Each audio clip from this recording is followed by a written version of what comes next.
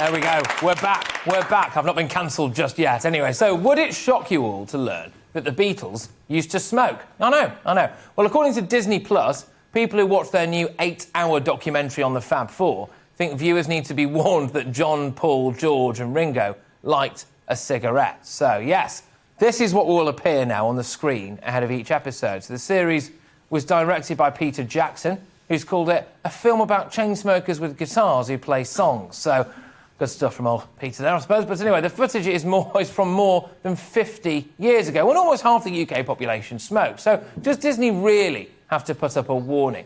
Or are they right to worry that people could be influenced by the behaviour of what is widely regarded as the greatest band of all time? Well, to discuss this story now, I'm joined by Christopher Snowden from the Institute of Economic Affairs. There he is. Fantastic stuff, Chris. Look, what's your take on this? Do you need a trigger warning before you see someone having a fag? Not personally. I wonder who does, really. I mean, what's the idea? That there's going to be some people who'll be so shocked by this, presumably children, that they'll be advised not to ever watch anything that's got smoking in it. I don't really know. It seems to me a kind of a bit of an American thing, really. I do, to be fair, give them a bit of leeway. I understand that this is the first programme shown on Disney Plus that's had any swearing in it. It's a pretty family-friendly American station. So maybe they're being ultra careful. But yeah, it does seem to fit into a wider issue, which is, trying to put tobacco completely out of sight. Obviously, we've got the display ban in the UK and some other countries. We've got the ban on packaging, the plain packaging policy. And there have been times every now and again you hear cases, again, usually in America, where the past has been rewritten in some way, that Isambard Kingdom Brunel's cigar has been airbrushed out of a photo. There was an instance with Robert Johnson, the great blues guitarist. For many years, there was only one photo of Robert Johnson. They found another one a few years ago. But for many years, it was just a photo of him with a cigarette hanging out of his mouth.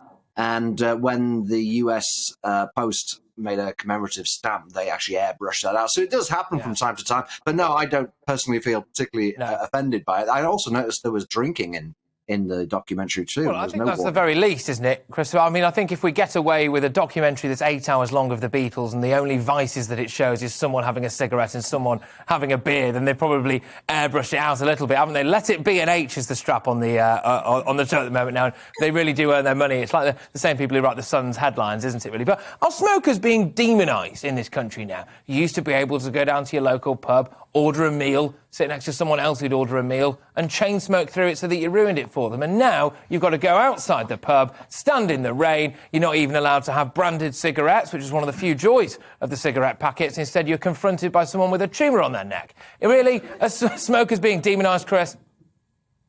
Yeah, they have been for a long time. And the smoking ban, which is now, 14 years old, that was the first really big step, I think. Up until then, we'd seen increasingly exorbitant taxation on tobacco. And there was, of course, the advertising ban and so on. And a lot of anti-smoking education. And it was definitely becoming more and more stigmatized. But the smoking ban, I think, was a real breakthrough moment. After that, it was kind of just a non-stop deluge and has been ever since. There's so many policies come in. I think a pack of cigarettes costs about £13 now. It's an incredible price that people have to pay. We've got the smoking rates down. It's gone down from about 21, 22% when the smoking ban came in. It's now down to 14%. Although I think a lot of that is mostly the switch to vaping, which of course has been the big thing that's come along in the meantime. But for people who still want to smoke, life is pretty miserable, particularly at this time of year. And of course, we had this week talk about outdoor smoking bans, which would be yet another kick in the teeth. If you can't smoke indoors and you can't smoke outdoors, life does become pretty tricky.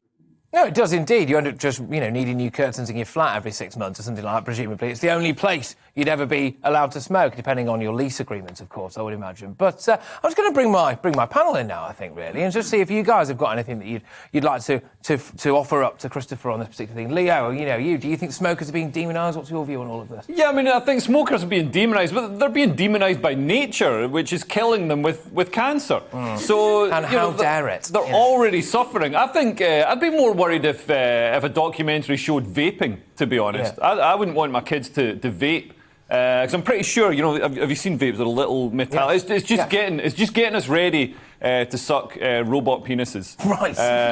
In 50 years' time, when they take over. When the AI... Yeah, they missed that out of Terminator 2, but it's going to happen. Oh, Terminator 2 After Dark, that one. Steve, you struck me as a man who's never had a cigarette in his life. That's right. With a voice like this, I can't afford to.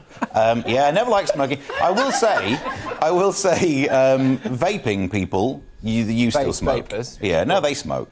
There's nothing more annoying than someone who goes, I quit smoking last year. Oh, wow, and they're after the praise of the well done, the willpower. What'd you do? Oh, I vape now. Oh, that's roughly the same thing. You just swapped the verb. That's all you've done. That's like saying I quit drinking. I just inject it straight into the vein. Where's my praise? So vapors, it smells better. It smells like I've sneezed into an Angel Delight. Yeah. But that was meant to be a nice image, and yet that's disgusted people more than the cancer reference. But yeah, I mean, I don't mind smokers being demonised at all. What I don't need to see is a warning on the way into a Beatles documentary. No. Yeah. There might be smoking. As if you didn't know that the Beatles might have enjoyed a substance, you're not going to start by watching that documentary. No, simple as that. No, it's true. I believe, have we still got Chris? Is Chris there? Is Chris still there? Hopefully he's vaping. He does that a bit now, I think. Yes. He stepped Come on, out. Chris, bring him back. He stepped out for a quick time. Yes! There he is! Good lad, fantastic. Look, do you think that realistically, though, even though smoking is bad for you and you certainly shouldn't encourage it to children, but the fact is, though, that if you're being priced out the market and tax on it, is that really fair? On smokers, no, I don't think so. I think there's a justification for having extra tax on tobacco because there are costs associated with it. But £13 a pack, it's incredible that anybody pays that. And now we're out of the EU, of course, it's much more difficult. I mean, I gave up smoking 10 years ago, but back then I would bring a lot of cigarettes back legitimately for personal consumption from the EU. And you could afford to pay for the entire week in Spain with the money that you saved from getting the cheapest cigarettes. So yeah, I find it amazing, really, that anybody still buys cigarettes in this country. But of course, you haven't got a lot of chance of leaving this country over the last 18 months or so. So I suppose that's dampened down the kind of grey market. But we've seen tobacco taxes go up as a result of that, incidentally, which gives you an idea of how big that grey and black market is. So yeah, I mean, look, I'm a defender of smokers' rights and obviously vapors' rights. And I do think the two are very different, by the way, and certainly from a health perspective. But it just seems like smokers is constantly being banged over the head. And in a way, you have to admire their sturdiness in continuing. I think there's about 7 or 8 million smokers left in England. Yeah. And I don't think they're going to suddenly quit now after everything that's been thrown at them for the last 20 years. No, you'd have to do something particularly special, wouldn't you? Is there an argument? People go, you should give up smoking. You should give up smoking as the burden to the NHS, And I think, don't smokers in a way pay for their own NHS treatment with the amount of tax that they get landed with? They don't just pay for their own; they pay for a couple of non-smokers as well. Really. Oh, so it's your civic duty to go outside now and have a fag. Is that what you're saying? I'm just giving you the facts, which are, according to the anti-smoking groups, the healthcare costs associated with smoking are about £3 billion a year. Tobacco duty brings in 10, 11 billion pounds, I think, still. So yeah, no, the reality is that non-smokers are being subsidised by smokers. And if we get rid of smoking altogether, we'll just have to find something else to tax. I'll probably go for vape, I suppose. Yes, absolutely. Well, it does make me laugh, actually, sometimes when people go, look, you need to put a mask on to protect people's health. And you see some people, wheeling themselves around in a mobility scooter, spilling out all over it, chain smoking. They've got a kind of special brew in one hand. And you think, have I got my mask on for you? Really? Is that really where we are now? Have you ever smoked, Leo? I was going to ask why you went to Glasgow. Yeah, I used to smoke. I actually quit. I lived in Vancouver, which is it was woke before woke was invented. So it was very health conscious. And I quit there. I used the gum. I mean, I don't think smoking is good. Also, I'd query Christopher's claim that smokers subsidise non-smokers. Okay. I know there's a lot of duty raised by tax, but I think as a society, having a subset that are sort of damaging their own health, I just don't see how that can be a benefit to wider society as a sort of holistic look. Yeah, fair enough. It's an interesting point, I suppose. Yes, it is. But, well, look, thank you very much, Christopher, by the way. It's Christopher Snowden there from the Institute of Economic Affairs. I think we can give him a round of applause on the way out, even though he's not here.